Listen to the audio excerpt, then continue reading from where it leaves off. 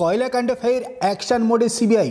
দক্ষিণ কলকাতা পুরো ঘিরে ফেলল কেন্দ্রীয় বাহিনী।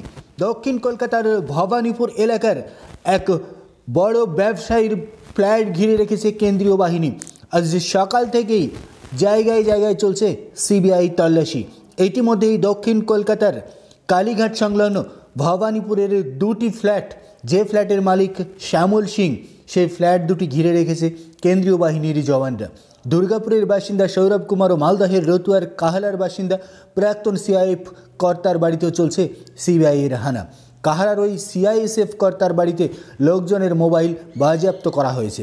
সেই সঙ্গে কালীঘাট সংলগ্ন ভবানীপুরের পুরো এলাকাটি সিল করে দিয়েছে কেন্দ্রীয় বাহিনী। সিবিআই সূত্রের খবর, যাদের বাড়িতে তল্লাশি চলছে তারা সকলেই কয়লা পাচার কাণ্ডের মূল অভিযুক্ত অনুপ মাঝি ওরফে লালা ঘনিষ্ঠ। কেন্দ্রীয় তদন্তকারী সংস্থা মনে করছে লালাকে মদত যোগাতেন ইসিএলের আধিকারিকরা। তারাই বিপুল টাকার বিনিময়ে অবৈধ খনি থেকে কয়লা তুলে বাইরে পাচারের সাহায্যে কাজ করতেন।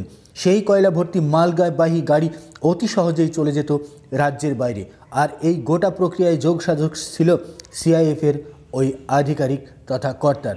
এবার তার বাড়িতেও চলছে সিবিআই হানা। কয়লা পাচার কাণ্ডে ফের অ্যাকশন মোডে সিবিআই। দক্ষিণ কলকাতার কালীঘাট এলাকার ভবানীপুরে এক বড়সড় কয়লা ব্যবসায়ীর বাড়িতে হানা দিয়েছে সিবিআই। তার সঙ্গে মূলত কয়লা পাচার কাণ্ডের মূল মাথা অনুপ মাঝি ওরফে লালার যোগাযোগ রয়েছে।